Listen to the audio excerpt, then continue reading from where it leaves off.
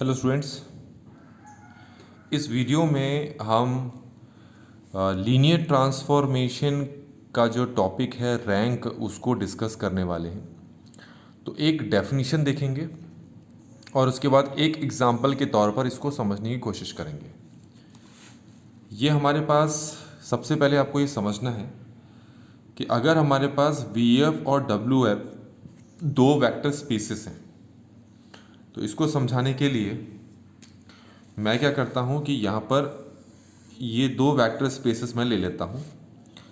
इस तरह के सर्कल से रिप्रेजेंट किया है। ये हमारे पास VF है और ये हमारे पास WF है।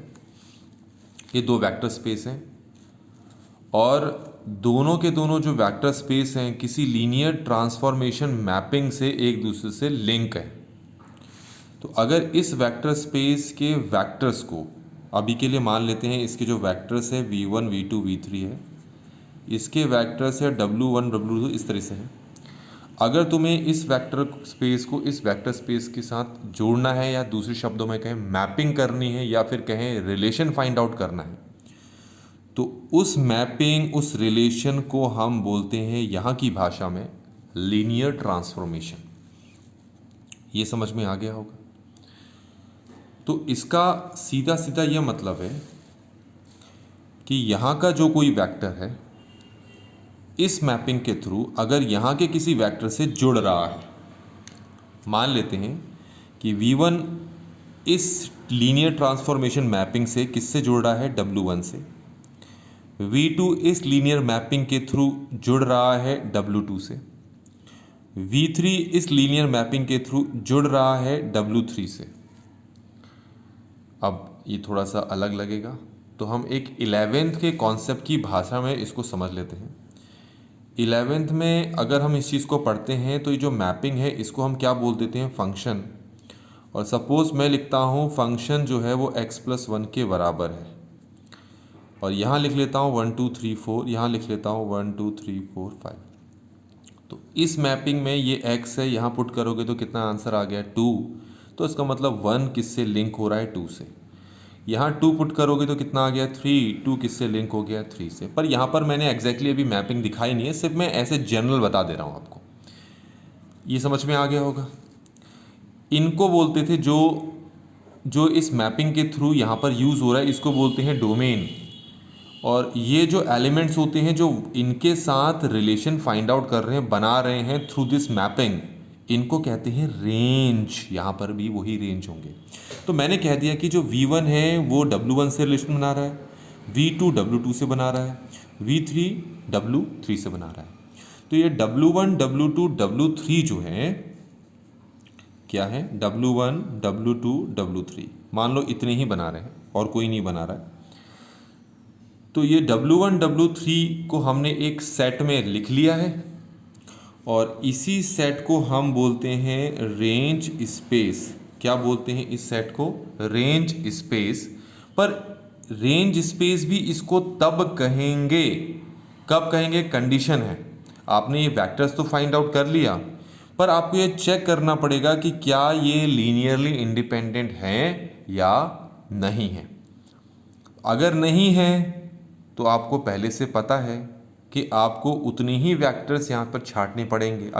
अगर मान लो तीनों के तीनों लीनियरली इंडिपेंडेंट नहीं है, फिर आपको पता है कि हम इसको रो इशेलॉन मैट्रिक्स की फॉर्म में कन्वर्ट करके रिड्यूस करते हैं लीनियरली इंडिपेंडेंट वेक्टर्स की फॉर्म में।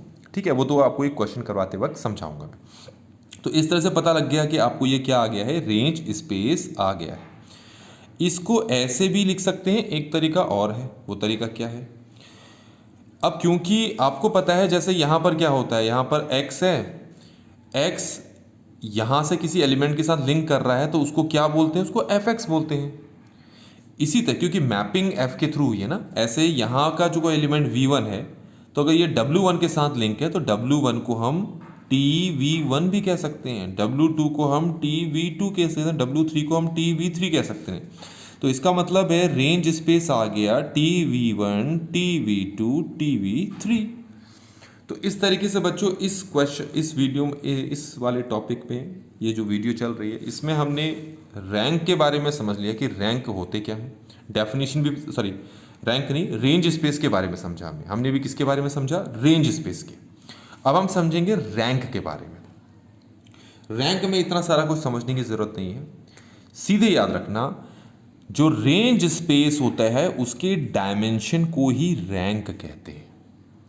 तो ये रेंज स्पेस है, अगर इसकी डायमेंशन, अभी देखो कितने वेक्टर्स है उसमें, 3 है ना, तो इसीलिए जो आपके पास, क्योंकि dimension of range space of T कितना आ गया हमारे पास, 3, इसी 3 को कहेंगे हम रैंक ऑफ 2, लीनियर ट्रांसफॉर्मेशन की रैंक बोलेंगे इसको।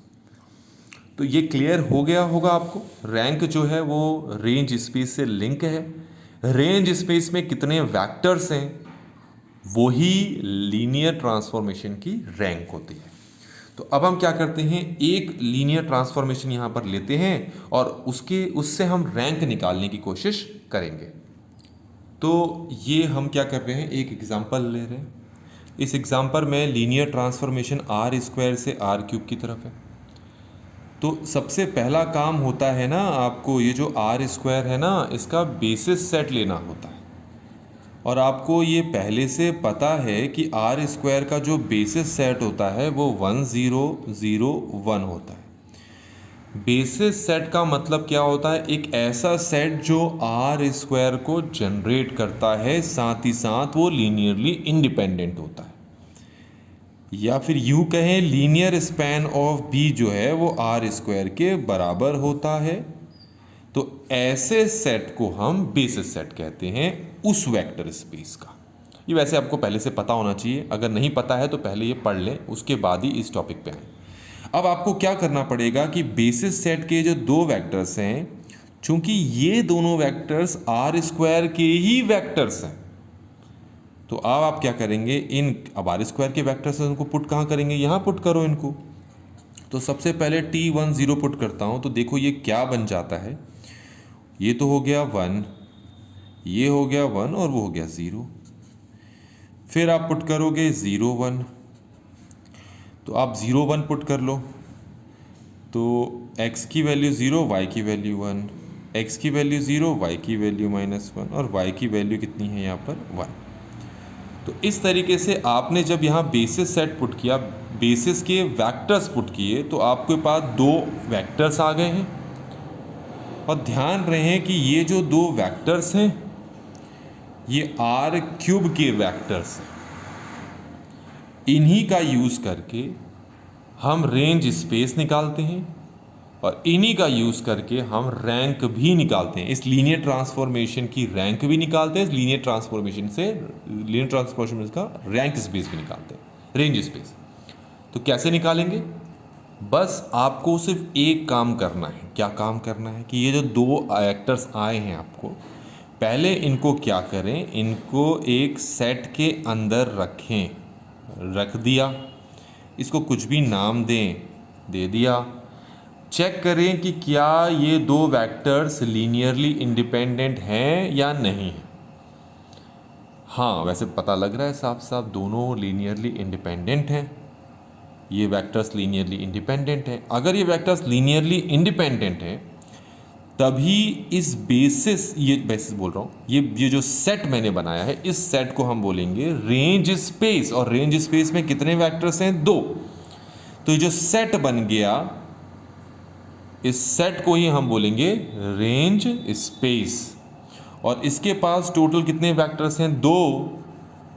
तो linear transformation, rank of linear transformation हमारे पास कितनी आएगी, 2 आएगी। तो ये समझ में आ गया होगा। अगर ये लीनियरली इंडिपेंडेंट नहीं होते तो आप इनको रो इशेलॉन मैट्रिक्स की फॉर्म में कन्वर्ट करके लीनियरली इंडिपेंडेंट वेक्टर्स में रिड्यूस करते, और फिर वो जो नए वेक्टर्स आते वही आपके रेंज स्पेस होते और उन्हीं के थ्रू रैंक निकालनी पड़ती। पर यहाँ इसकी ज़रूरत ही नहीं पड़ी क्योंकि ये ही लीनियरली इंडिपेंडेंट आ गए थे। तो आई होप कि एक एग्जांपल से आपको रैंक और रेंज स्पेस ऑफ टी समझ में आ गया।